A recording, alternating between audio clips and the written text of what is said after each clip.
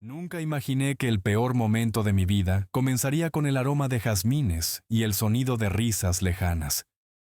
Era el cumpleaños 25 de mi hermana Lucía. La casa de mis padres resplandecía con luces colgantes que serpenteaban entre los árboles del jardín trasero. Había pasado 2 semanas ayudando a decorar, cargando mesas, probando postres, asegurándome de que cada detalle estuviera perfecto. Pero en mi bolsillo, escondido en una cajita de terciopelo azul marino, llevaba un secreto que me hacía temblar las manos cada vez que lo tocaba. 2 años de ahorros, 24 meses de cafés saltados, de rechazar salidas con amigos, de trabajar horas extra hasta que los números en mi pantalla se volvían borrosos. Todo condensado en un pequeño círculo de oro blanco con un diamante que, aunque modesto, representaba cada gramo de mi amor por Valeria.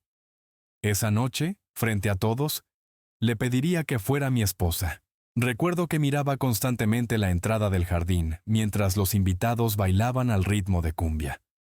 Valeria llevaba 40 minutos de retraso. Le había enviado 3 mensajes que aparecían como leídos pero sin respuesta. Me decía a mí mismo que el tráfico estaba pesado, que probablemente estaba arreglándose con ese cuidado meticuloso que tanto la caracterizaba. Cuando finalmente la vi aparecer, el aire se me atascó en la garganta. No venía sola. Fernando Castillo, su compañero de trabajo, caminaba a su lado con una familiaridad que me heló la sangre. Su mano descansaba en la parte baja de la espalda de ella, justo donde yo solía poner la mía.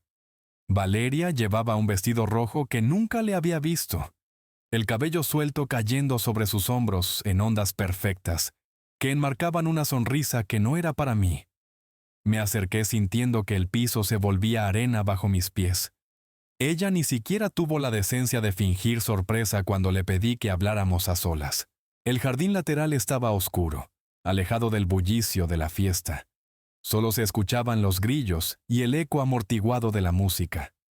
El perfume de los jazmines se mezclaba con el olor a tierra húmeda, y recuerdo pensar que era demasiado hermoso para lo que estaba a punto de suceder. Valeria suspiró como si yo fuera una molestia que debía despachar rápidamente. «Necesitamos hablar de nosotros», le dije, odiando cómo mi voz sonaba temblorosa. «No hay nada que hablar». Sus palabras cayeron como piedras en un estanque quieto. Llevo 5 meses con Fernando. Esto, tú y yo, terminó hace tiempo. Solo estaba buscando el momento adecuado para decírtelo. 5 meses. 150 días en los que yo seguía planeando nuestro futuro mientras ella construía uno diferente. Las cenas que compartimos, los fines de semana que pasamos juntos, los te amo susurrados antes de dormir. Todo había sido una farsa elaborada mientras yo permanecía ciego como un idiota. Pero yo iba a pedirte que... Saqué la cajita del bolsillo. Mis manos temblaban tanto que tardé varios segundos en abrirla. El diamante brilló débilmente bajo la luz de la luna, ese pequeño fragmento de esperanza que había cuidado durante tanto tiempo. Valeria miró el anillo y soltó una risa corta, despectiva, que se clavó en mi pecho como un puñal de hielo. «Por favor, dime que es una broma». Tomó la cajita de mis manos, examinándola con el desdén de quien evalúa mercancía defectuosa. «Es diminuto. Tardaste 2 años ahorrando para esto. Fernando me compró aretes de diamantes hace un mes, que valían más que tu sueldo completo». No supe qué responder. Las palabras se ahogaban en mi garganta mientras ella continuaba, cada sílaba diseñada para demoler. «Siempre supe que eras mediocre, Mateo. Un analista cualquiera que nunca llegará a ningún lado. Fernando es gerente regional. Tiene casa propia, un vehículo del año, ambición real. Tú solo tienes sueños baratos y este anillito patético. Lo que hizo después vive grabado en mi memoria con la claridad de una pesadilla recurrente». Arrojó la cajita hacia los arbustos de azaleas que bordeaban el jardín. El terciopelo azul desapareció entre las hojas oscuras, con un sonido sordo que me partió el alma. «Suerte encontrándolo. Tal vez le sirva a alguien de tu nivel». Se dio vuelta y caminó de regreso hacia la fiesta, hacia Fernando, sin mirar atrás ni una sola vez. Sus tacones repiqueteaban contra las piedras del sendero, como el conteo regresivo de una bomba que acababa de destruir todo lo que yo creía ser. Me quedé paralizado durante minutos que se sintieron como horas. Después, me arrodillé entre los arbustos como un mendigo buscando migajas. Las ramas me arañaban los brazos mientras apartaba hojas y tierra con manos desesperadas. Las lágrimas nublaban mi visión, cayendo silenciosas sobre la vegetación, mientras el sonido de la fiesta continuaba, ajeno a mi colapso. Así me encontró Lucía, mi hermana menor, con su vestido de cumpleaños manchándose de tierra mientras se arrodillaba a mi lado sin hacer preguntas. Sus manos se unieron a las mías, buscando metódicamente entre las ramas, hasta que sus dedos rozaron el terciopelo. «Lo tengo», dijo suavemente. Abrió la cajita empapada de rocío. El anillo seguía ahí, intacto, brillando tenuemente como una promesa rota. Lucía lo limpió con la orilla de su vestido, observándolo con una expresión que no pude descifrar en ese momento. Me ayudó a levantarme. Mis rodillas estaban manchadas de tierra, mis mejillas húmedas, mi dignidad esparcida por el suelo como los pétalos caídos de las azaleas. Guardé el anillo en el bolsillo de mi camisa, cerca del corazón. No sabía qué hacer con él, pero no podía abandonarlo ahí. Representaba demasiado de mí, de quien había sido, de quien ya no sabía si podría volver a ser. Lucía tomó mi mano y la apretó con fuerza. Mientras guardábamos el anillo recuperado, Lucía susurró: «Ella no sabe el error que acaba de cometer». No respondí. Mi hermana me guió de regreso hacia la casa por el camino lateral, evitando la fiesta, protegiéndome de miradas curiosas. Pero esas palabras quedaron resonando en mi mente como el eco de una campana. En ese momento no las creí. Estaba demasiado roto para creer en nada. No sabía que esa noche, entre jazmines y humillación, estaban haciendo algo que ni Valeria ni Fernando podrían imaginar. 90 días que se arrastraron como heridas abiertas, supurando recuerdos cada vez que cerraba los ojos. Mi departamento se convirtió en un mausoleo de lo que pudo ser. Las cortinas permanecían cerradas, la ropa sucia se acumulaba en montañas tristes, y yo navegaba entre el sofá y la cama como un fantasma incapaz de habitar su propio cuerpo. El insomnio llegó primero. Luego el apetito desapareció. Después, la capacidad de sentir algo más que un vacío sordo en el pecho. Entonces, pero lo peor, lo absolutamente destructivo, fue el teléfono. Cada noche, como un adicto regresando a la sustancia que lo está matando, abría las redes sociales. Y ahí estaban ellos, Valeria y Fernando, sonriendo en restaurantes de lujo donde una cena costaba lo que yo pagaba de renta mensual. Posando frente a playas cristalinas durante escapadas de fin de semana. Ella colgada de su brazo en eventos corporativos exclusivos, usando vestidos que brillaban bajo las luces de los flashes. Cada fotografía era una puñalada metódica. Ella nunca sonrió así conmigo. Pensaba mientras observaba su rostro radiante, junto al hombre que me había reemplazado. Fernando la exhibía como un trofeo, y ella parecía encantada de ser exhibida. Los comentarios debajo de las fotos me revolvían el estómago. ¡Qué hermosa pareja! Él es tan exitoso. Ella se lo merece. Me lo merecía. Como si yo hubiera sido un castigo del que finalmente se había liberado. El trabajo se convirtió en un campo minado. Fernando ocupaba una oficina en el mismo piso, a 30 metros de mi escritorio. Lo evitaba con la desesperación de un animal herido. Llegaba temprano para no cruzármelo en el elevador. Almorzaba en mi escritorio para no coincidir en la cafetería. Cuando había reuniones donde él participaba, inventaba excusas, reportes urgentes, llamadas inexistentes. Mi desempeño se desplomó. Los informes que antes entregaba con precisión quirúrgica ahora llegaban incompletos, tarde, plagados de errores. Mi concentración había muerto junto con mis ilusiones. Miraba la pantalla durante horas sin procesar nada, perdido en bucles mentales donde repetía cada palabra de aquella noche. Mediocre. La palabra resonaba como un eco envenenado. El día que el señor Aguirre me citó a su oficina, supe que había llegado al fondo. Era un hombre de 60 y tantos años, cabello completamente blanco, ojos que parecían haber visto demasiado del mundo corporativo para sorprenderse de algo. Cerró la puerta detrás de mí y señaló la silla frente a su escritorio. «Siéntate, Mateo». Me senté, preparándome para el despido. Lo merecía. Había dejado de merecer cualquier cosa buena. Pero el señor Aguirre no sacó ningún documento de terminación. En cambio, se reclinó en su silla y me observó con algo que no esperaba encontrar. Empatía. «Sé lo que pasó», dijo simplemente. «Las paredes en esta empresa son más delgadas de lo que la gente cree». Sentí que el rostro me ardía de vergüenza. «No vine a regañarte por tu rendimiento, aunque ambos sabemos que ha sido desastroso. Vine a hacerte una pregunta. ¿Vas a dejar que esto te destruya, o vas a usar esto para construir algo mejor?» No entendía a qué se refería. Mi cerebro apenas funcionaba para tareas básicas. El señor Aguirre abrió un folder y deslizó un documento hacia mí. Era una solicitud para un programa de capacitación internacional. Gestión de proyectos avanzada. 6 meses de formación intensiva con certificación reconocida globalmente. Y un detalle que me hizo parpadear varias veces para asegurarme de que leía correctamente. El salario durante el programa era triple al mío actual. «Eres brillante, Mateo. Lo he visto en tu trabajo durante 3 años.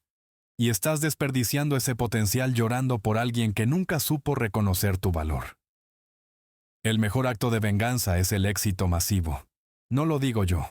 Lo dice la historia de cada hombre que convirtió su peor momento en su mayor combustible.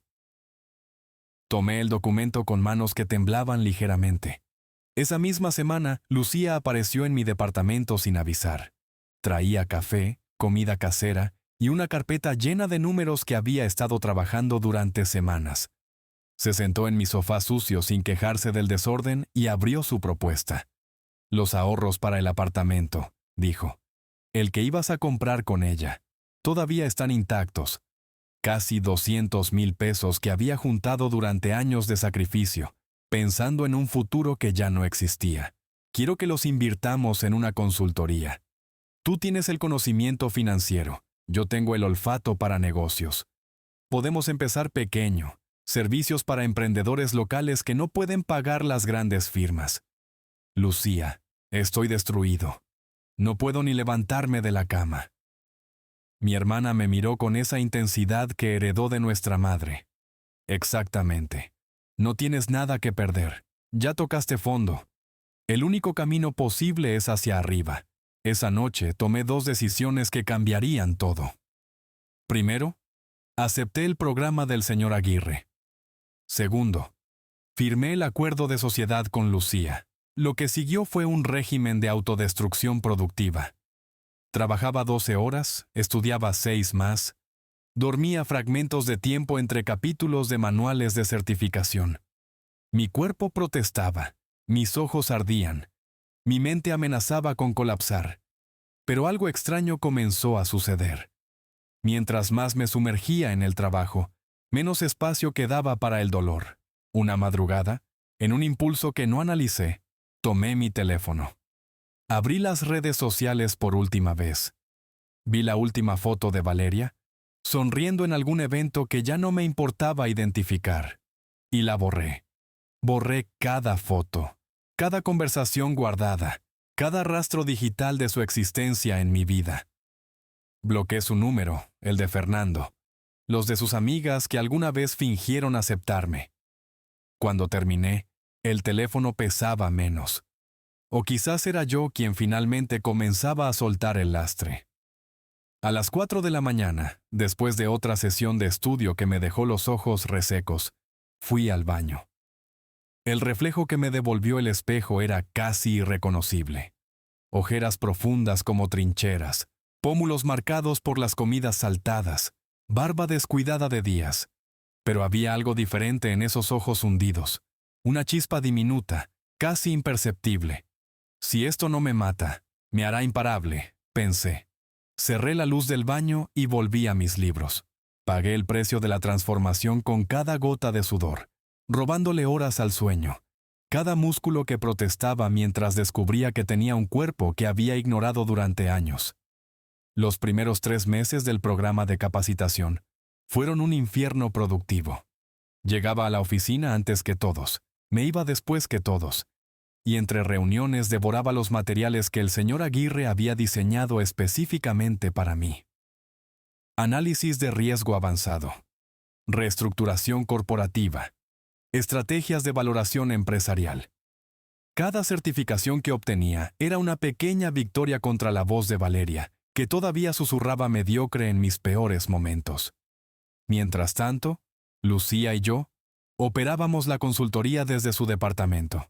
Un escritorio improvisado en la sala, 2 computadoras portátiles que habían visto mejores días y una impresora que funcionaba cuando le daba la gana. Nuestro primer cliente llegó por accidente. Doña Carmen tenía una panadería que su padre había fundado hacía 4 décadas. 3 generaciones de pan caliente cada mañana, de olor a canela impregnando las calles del barrio. Pero las deudas la estaban ahogando.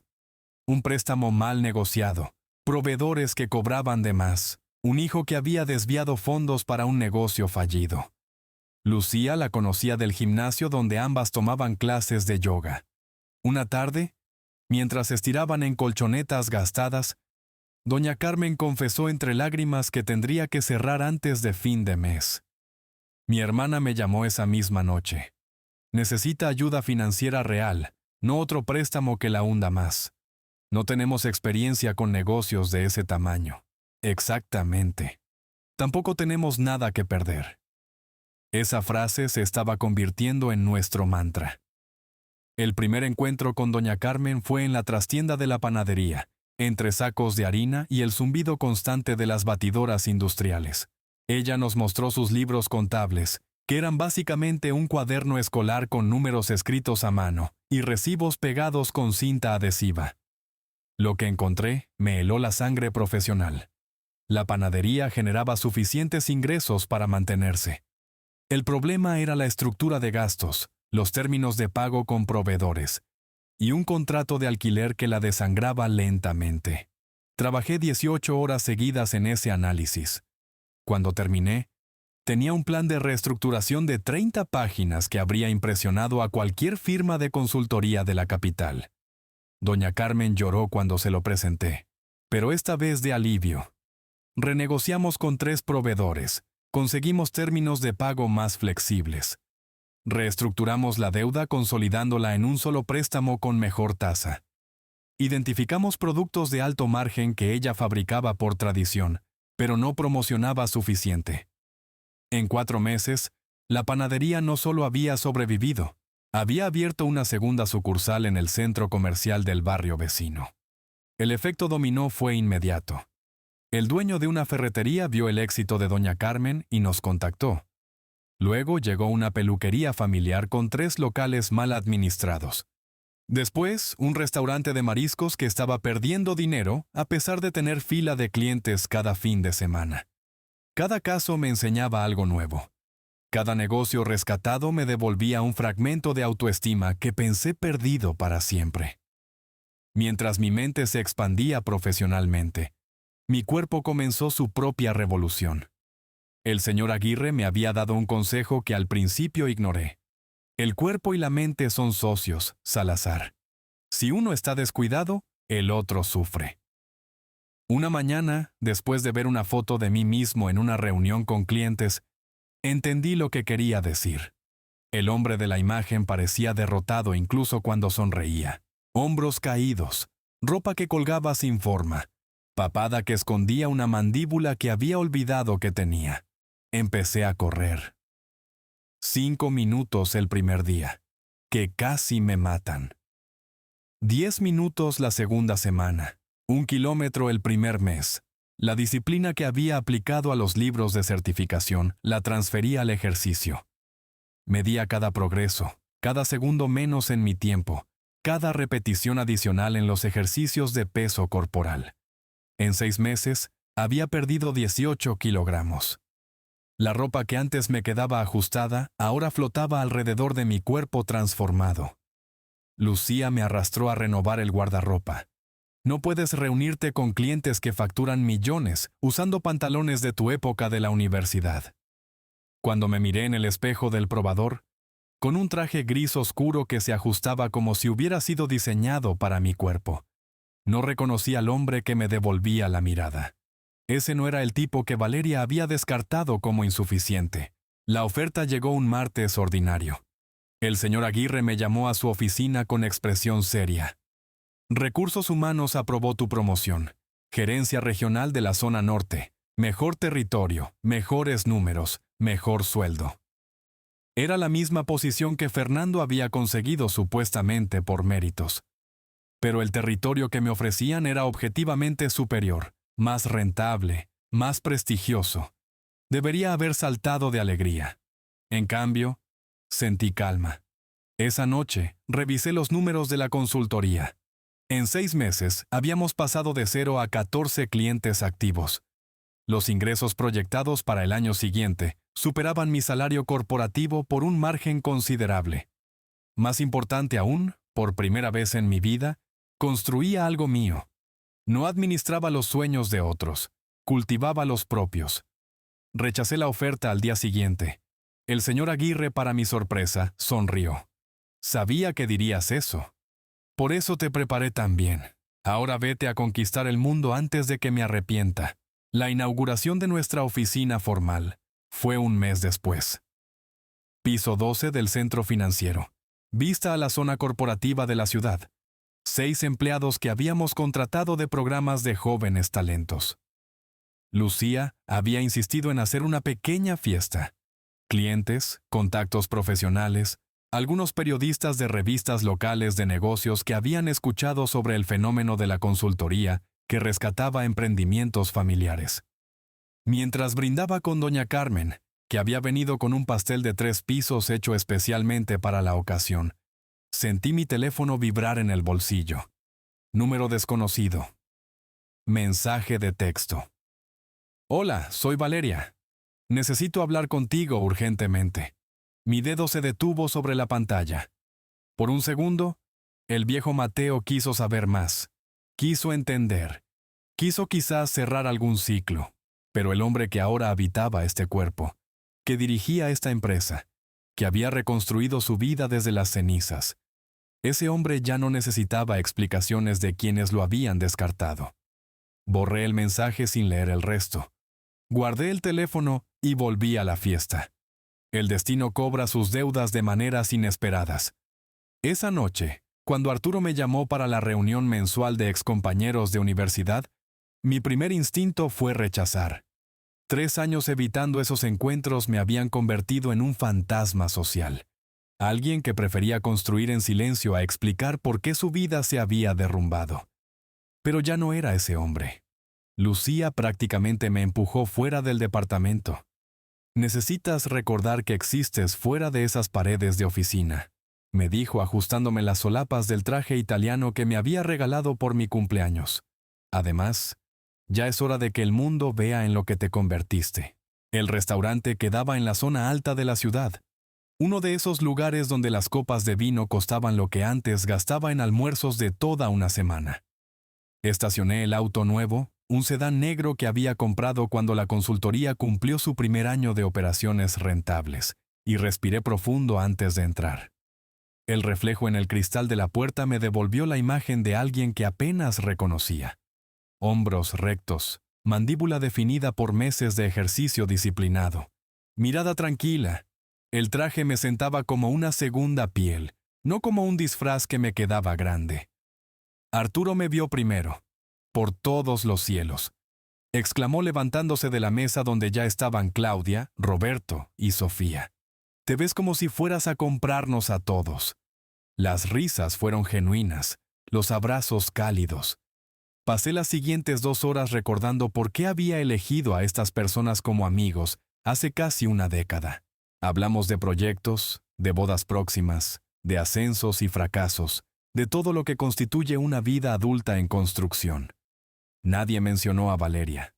Fue un alivio que se sintió como quitarse zapatos demasiado apretados después de caminar kilómetros. Alrededor de las 11 me excusé para ir al baño. El restaurante tenía ese diseño donde hay que cruzar medio local para llegar a los servicios, pasando junto a la barra y varias mesas secundarias. La vi antes de que ella me viera a mí. Estaba sentada sola en una mesa pequeña cerca de la ventana, el tipo de mesa que reservan para quienes cenan sin compañía.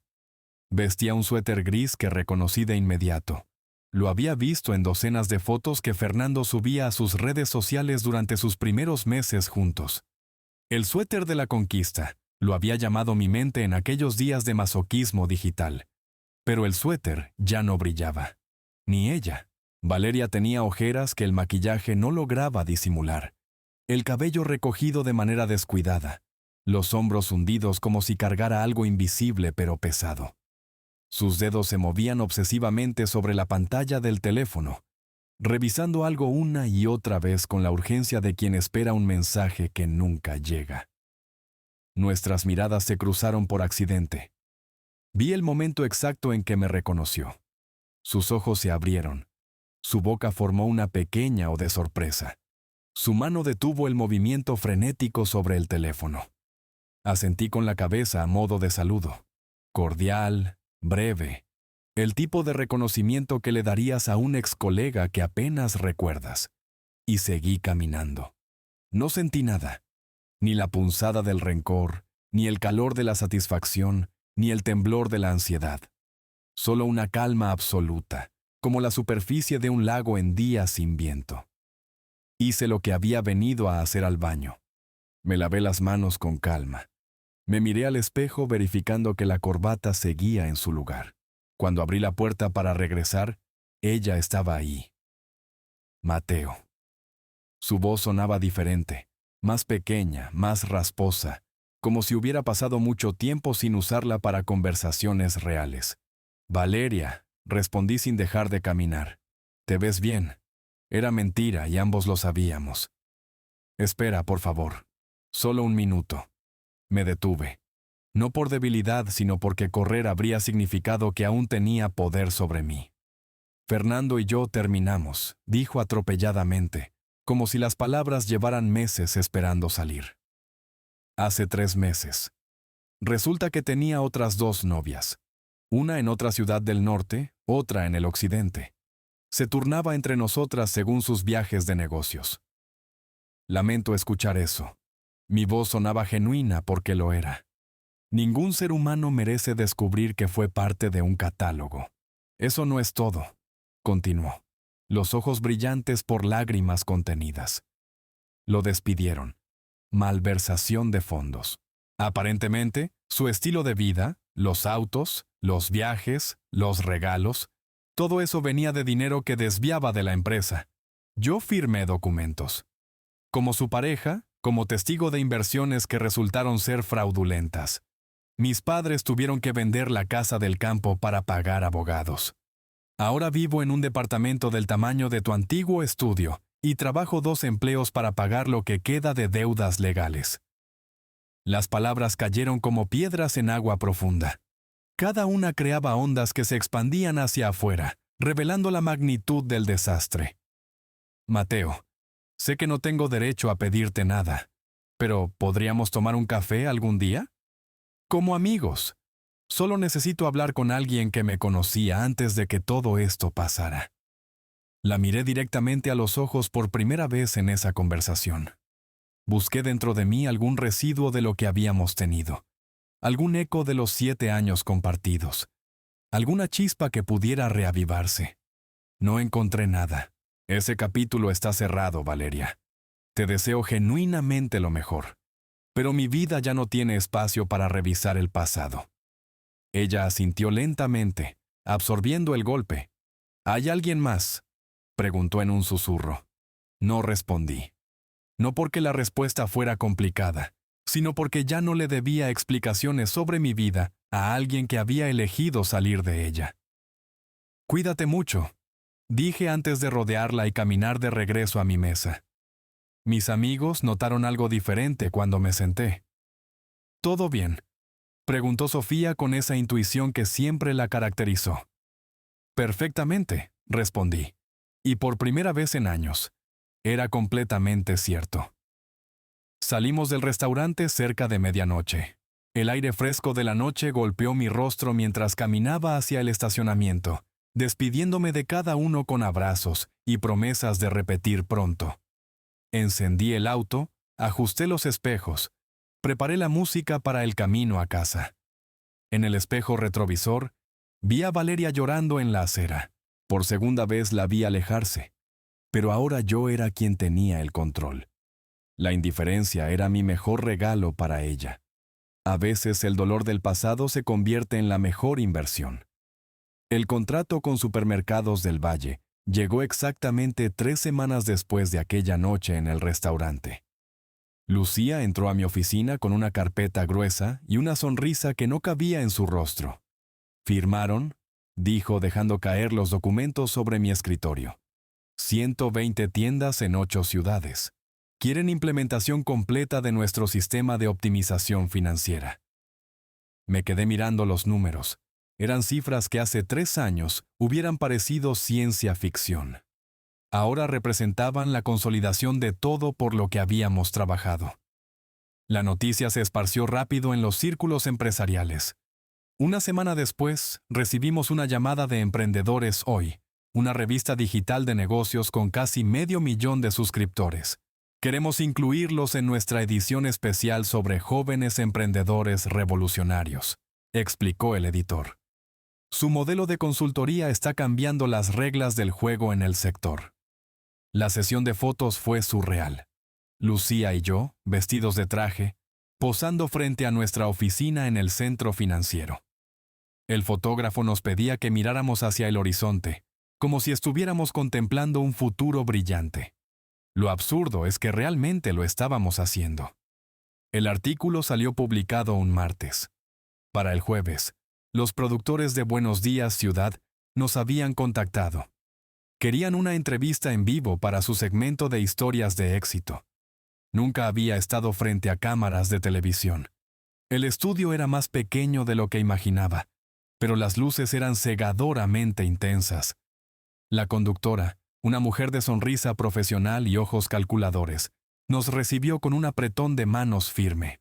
«Cuéntenos sobre el momento que los impulsó a emprender», preguntó una vez que las cámaras empezaron a grabar. Lucía me miró, dejándome tomar la iniciativa. «Hubo un momento personal difícil hace algunos años», respondí con cuidado. «Una situación que me obligó a replantear completamente mi vida y mi carrera. Decidí que podía dejarme destruir por las circunstancias o convertirlas en combustible para construir algo mejor». La conductora asintió con esa empatía ensayada que tienen los profesionales de televisión, y eligieron construir. Exactamente. Mi hermana y yo apostamos todo a una idea. Empezamos en un local de 40 metros cuadrados con una computadora prestada y mucha determinación. La entrevista fluyó naturalmente después de eso. Hablamos de estrategias, de fracasos iniciales, de la importancia de la familia como red de apoyo. Salimos del estudio sintiéndonos invencibles. Esa sensación duró exactamente 4 días. El viernes por la mañana, mi teléfono comenzó a sonar sin parar. Mensajes de números desconocidos, llamadas de prefijos que no reconocía. Abrí el navegador y busqué mi nombre. El titular del periódico local golpeó como un puñetazo al estómago. Gerente regional acusado de fraude millonario. La novia, posible cómplice. Entre los afectados, un empresario local. Fernando Castillo había caído. Finalmente, inevitablemente. Su castillo de mentiras se había derrumbado. Pero mi nombre aparecía en el artículo como víctima colateral, exnovio de la acusada. Las llamadas eran de periodistas. Todos querían mi versión de la historia. Todos querían saber si yo sabía algo, si yo había participado, si yo tenía algún comentario. No contesté ninguna. Esa misma noche, el timbre de mi apartamento sonó a las 11. Abrí esperando a Lucía, que había prometido traer comida china y un plan de crisis. Era Valeria. Se veía destruida. No como aquella noche en el restaurante, donde todavía quedaban rastros de dignidad. Esta vez estaba completamente derrotada. Ojeras profundas, cabello descuidado, ropa arrugada. «Tenemos que hablar», dijo con voz rasposa. «No tenemos nada que hablar. Mateo, por favor. Tu nombre va a salir en el juicio. Necesitas saberlo todo». La dejé entrar contra mi mejor juicio. Se sentó en mi sofá como si las piernas ya no la sostuvieran. «Yo sabía», confesó mirando al suelo. «Desde el principio sabía que el dinero de Fernando no era limpio. Firmé documentos haciéndome la tonta. Ahora la fiscalía tiene mensajes donde él me explica exactamente de dónde venían los fondos». El silencio se extendió entre nosotros como un abismo. «Van a mencionarte como referencia temporal. Establecer que cuando empezó el fraude, yo todavía estaba contigo. Van a preguntar qué sabías tú». «No sabía nada», dije con calma mortal. «Porque tú nunca me contaste nada. Porque me dejaste antes de que pudiera enterarme de tus decisiones». Ella asintió, derrotada. «Lo sé.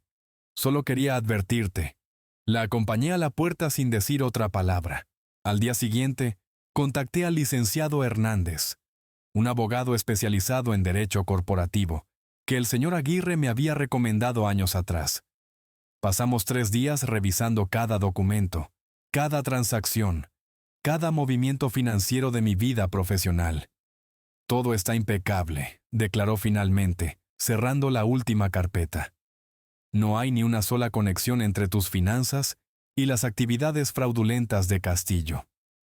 Preparamos una estrategia de comunicación. Acepté dar una sola entrevista seria a un periodista respetado. Conté mi versión con tranquilidad. Yo era un hombre que había terminado una relación años antes de que el escándalo estallara. No tenía conocimiento de ninguna actividad ilegal. Mi empresa operaba con transparencia absoluta. La respuesta pública fue mayoritariamente de apoyo. Los comentarios en redes sociales destacaban mi manejo profesional de la situación. Algunos incluso me llamaban ejemplo de cómo enfrentar crisis con dignidad. El juicio llegó 2 meses después. Fui citado como testigo. Mi participación fue breve. Confirmar fechas, establecer que la relación había terminado antes de cierto periodo, declarar que nunca tuve conocimiento de irregularidades. Desde el estrado, vi a Valeria sentada en la mesa de los acusados.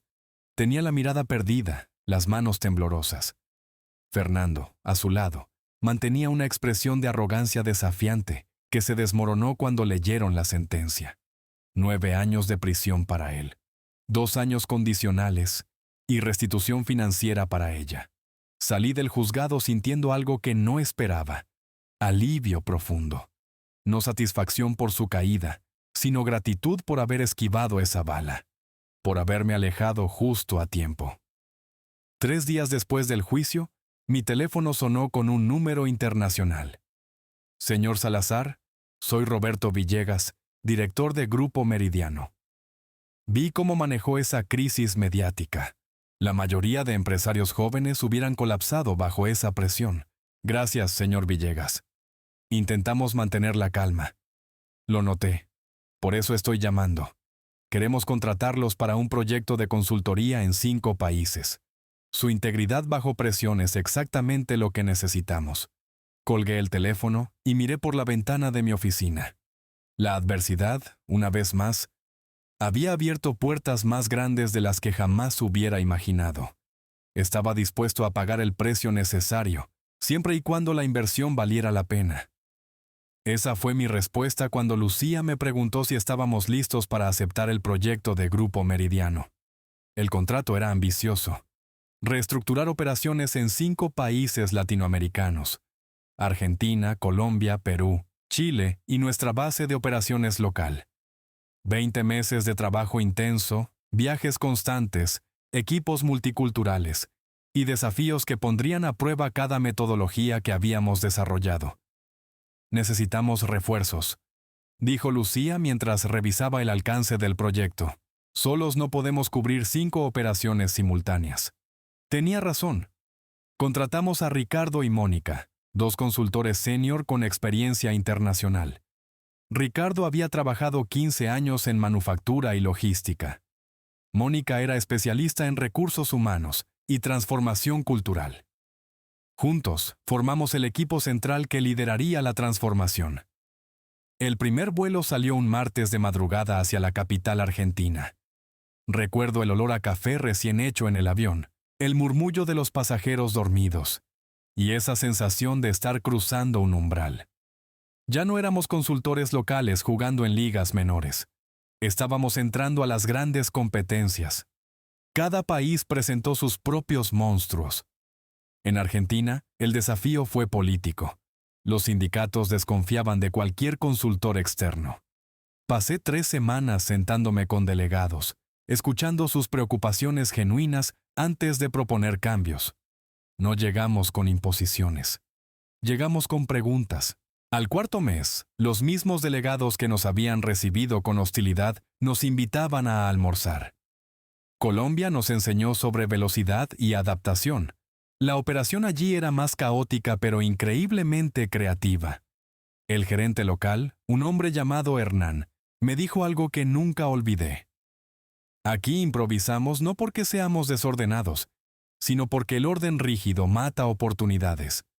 Aprendimos a incorporar flexibilidad en nuestras metodologías sin sacrificar resultados. Perú fue el reto técnico más duro. Sistemas anticuados, procesos duplicados, resistencia silenciosa al cambio. Mónica brilló allí. Su capacidad para conectar con las personas, para mostrarles que el cambio no era una amenaza sino una liberación, transformó la cultura de esa oficina en 6 meses. Chile nos recibió con eficiencia helada. Todo funcionaba correctamente, pero sin pasión. Los empleados cumplían horarios exactos y entregaban resultados mínimos viables. Ricardo detectó el problema. Falta de propósito compartido. Implementamos sesiones de visión estratégica, conectando el trabajo diario con impacto real. La diferencia fue notable. Los números empezaron a hablar por sí solos. Aumentos de eficiencia del 35% en Argentina, 40% en Colombia. Mejoras similares en cada operación. El señor Villegas nos llamaba mensualmente para revisar avances y cada llamada terminaba con su risa satisfecha. Durante esos 20 meses, mi teléfono personal registró 11 intentos de contacto de Valeria, mensajes de texto que no leí, llamadas que envié directamente al buzón, un correo electrónico largo que borré sin abrir. Lucía me preguntó una vez si tenía curiosidad por saber qué decían esos mensajes. Cero curiosidad, respondí mientras cerraba la computadora en un hotel de Santiago.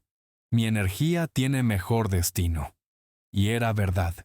Cada gramo de atención que tenía estaba invertido en construir algo significativo.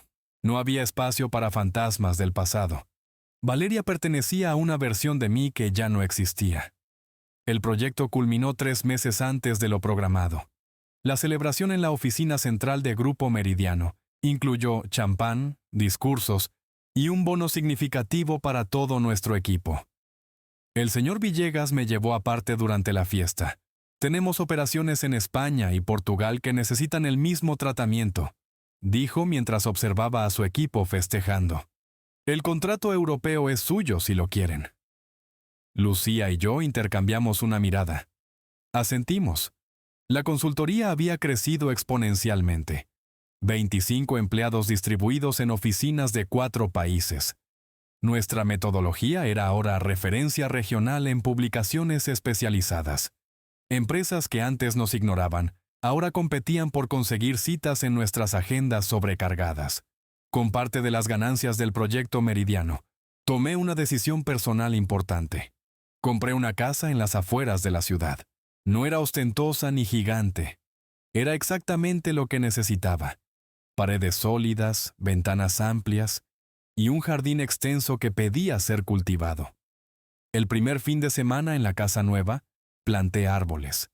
Cerezos, limoneros, naranjos. Trabajé la tierra con mis propias manos. Saqué el anillo de mi bolsillo, ese que había guardado durante años, y lo dejé caer en el agujero antes de cubrirlo con tierra y plantar el cerezo encima. Cada árbol representaba años de paciencia que darían frutos eventualmente. Mientras regaba los plantones recién instalados, pensé en todo lo que había enterrado para llegar aquí. Dolor, humillación, dudas paralizantes. De alguna manera, esas experiencias oscuras habían fertilizado el terreno para este crecimiento. El santuario estaba tomando forma. 6 semanas después, Lucía entró corriendo a mi oficina con una revista en las manos. Su expresión mezclaba sorpresa y orgullo maternal. «¡Tienes visita!», anunció con voz temblorosa de emoción. Detrás de ella apareció una figura familiar. El señor Aguirre, mi antiguo mentor. Caminaba lentamente con su bastón característico. Su cabello estaba completamente blanco ahora, pero sus ojos mantenían esa chispa de sabiduría que tanto había extrañado. Me levanté inmediatamente para abrazarlo. «El mejor acto de venganza es el éxito masivo», murmuró mientras me apretaba los hombros con fuerza sorprendente para su edad. «Parece que tomaste nota». Lucía colocó la revista sobre mi escritorio. La portada mostraba mi fotografía junto a Lucía con un titular que aún me cuesta procesar cuando lo recuerdo. Emprendedores del año. «Hay más», dijo Lucía consultando su teléfono. 3 universidades quieren que des conferencias sobre liderazgo empresarial, y una editorial propone un contrato para escribir un libro. El señor Aguirre se sentó frente a mí, sonriendo como padre orgulloso. «¿Recuerdas cuando te encontré destrozado en aquella oficina hace años? Sabía que este día llegaría. Solo necesitabas tiempo para verlo tú también». Miré la portada de la revista, los mensajes acumulados. Al mentor que había cruzado la ciudad para celebrar conmigo. El jardín de mi casa esperaba en silencio, creciendo lentamente hacia el cielo.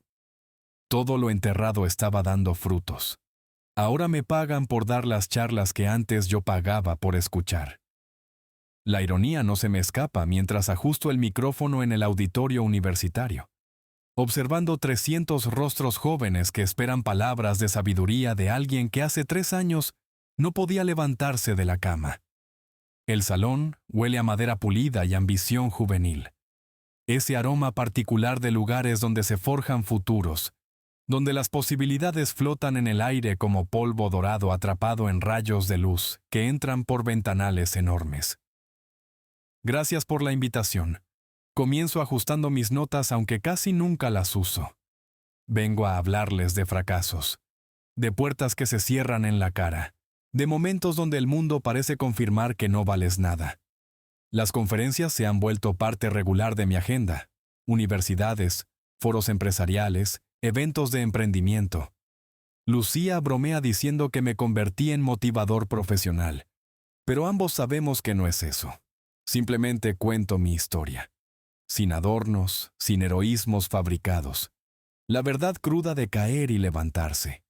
Durante 40 minutos comparto el viaje, la traición, la humillación pública en aquel jardín, los meses oscuros donde cuestioné mi valor como ser humano, el momento de quiebre donde tuve que elegir entre hundirme o reconstruirme, la sociedad con mi hermana, los fracasos iniciales, el crecimiento gradual hasta convertirnos en referencia regional. Cuando abro la sesión de preguntas, manos se levantan como brotes en primavera. La mayoría preguntan sobre estrategias de negocio, gestión de equipos, captación de clientes. Respondo con datos concretos, experiencias específicas. Entonces, una estudiante de cabello oscuro y ojos intensos levanta la mano desde las últimas filas. Su voz es clara, directa. «Señor Salazar, con todo lo que le hicieron, con esa humillación tan pública, logró perdonar a quienes lo traicionaron». El auditorio se silencia.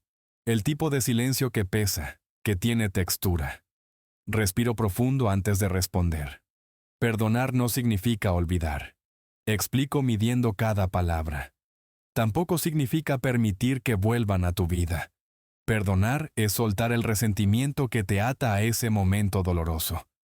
Mientras cargas rabia, sigues encadenado a quien te lastimó. Hago una pausa, dejando que las palabras se asienten. Mi sanación nunca dependió de su arrepentimiento. Esperé que reconocieran el daño, que se disculparan sinceramente, pero eso hubiera significado dar poder sobre mi paz interior a personas que ya habían demostrado no merecerlo. La estudiante asiente lentamente, procesando. Entonces sí perdonó, insiste. Solté el peso, aclaro. Si eso es perdonar, entonces sí. Pero no olvidé la lección, y definitivamente no les abrí la puerta de regreso. Al terminar, mientras firmo libros y respondo preguntas adicionales, mi teléfono vibra con un mensaje de número desconocido. Lo ignoro hasta llegar al auto. El mensaje es breve. Lo leo 3 veces para asegurarme de que es real. Vi tu conferencia en línea. Me alegra verte bien. Tenías razón en todo. Firmado con iniciales que conozco demasiado bien. Valeria. Según rumores que llegaron a través de conocidos mutuos, terminó involucrada en los problemas legales de Fernando como cómplice menor. Cumplió condena reducida. Ahora trabaja en una librería del centro comercial más alejado de la zona financiera. Miro el mensaje durante 1 minuto completo. Espero sentir algo. Satisfacción. Tristeza. Compasión quizás. Lo que encuentro es indiferencia genuina, no frialdad calculada ni venganza sutil. Simplemente nada. Mi dedo presiona eliminar sin dudarlo. El mensaje desaparece como si nunca hubiera existido. Arranco el auto y conduzco hacia la oficina sin pensar más en el asunto. Algunas personas de tu pasado merecen exactamente eso. Quedarse en el pasado. 3 meses después, celebramos el aniversario de la consultoría con una fiesta que Lucía insistió en organizar. Contratamos una firma de arquitectura para diseñar la expansión de nuestras oficinas. Y esa noche, conocí a Gabriela. Llegó tarde a la celebración, disculpándose por el tráfico mientras cargaba planos enrollados bajo el brazo. Su cabello castaño estaba ligeramente despeinado. Sus ojos transmitían inteligencia práctica, y cuando estrechó mi mano, su agarre fue firme sin ser competitivo. Entonces tú eres el famoso Mateo. Sonrió sin coquetería calculada. He estudiado tus requerimientos de espacio. Tienes buen ojo para la funcionalidad. Hablamos durante horas esa noche, sobre arquitectura sustentable, sobre emprendimiento femenino, sobre libros favoritos y ciudades que soñábamos visitar. No hubo intentos de impresionar ni máscaras sociales. Simplemente conversación genuina entre 2 personas que habían aprendido a estar completas por sí mismas. Lucía me interceptó mientras servía vino en la terraza. Me gusta cómo te mira, observó mi hermana con picardía controlada. Y más importante, me gusta cómo la miras tú. Diferente. ¿Diferente cómo? Pregunté aunque sabía la respuesta. Como alguien que ya sanó completamente. Mereces ser feliz, Mateo. No sobrevivir, no funcionar, ser genuinamente feliz. Los meses siguientes fueron de descubrimiento mutuo. Gabriela conocía mi historia, la había investigado antes de aceptar el proyecto, pero nunca me trató como víctima ni como héroe. Simplemente como hombre presente, disponible, entero. Oficializamos la relación una tarde de primavera. Sin dramas, sin declaraciones grandilocuentes. Simplemente decidimos que valía la pena construir algo juntos. Una noche, mientras cenábamos en mi jardín, Gabriela señaló el cerezo que había crecido considerablemente. Sus flores rosadas brillaban bajo las luces del porche. Ese árbol tiene historia, observó. Lo miras con cariño especial. Le conté todo. El anillo enterrado, la humillación, los años de transformación, el simbolismo de plantar belleza sobre dolor. Gabriela escuchó sin interrumpir, sosteniendo mi mano sobre la mesa. Me alegra que cerraras ese capítulo, dijo finalmente, porque eso te permite estar completamente presente ahora, conmigo, con tu vida actual. Miré el cerezo florecido. De algo doloroso enterrado había crecido belleza visible.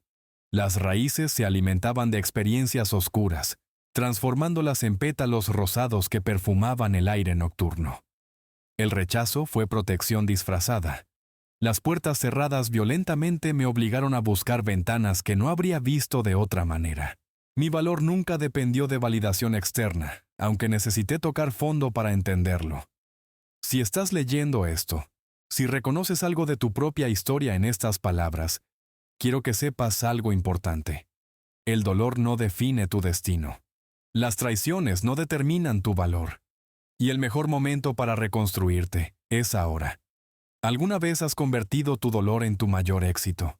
Cuéntamelo en los comentarios. Y si esta historia resonó contigo, por favor dale un me gusta al video. Y suscríbete para no perderte las próximas. El mundo necesita saber que caer no significa quedarse en el suelo.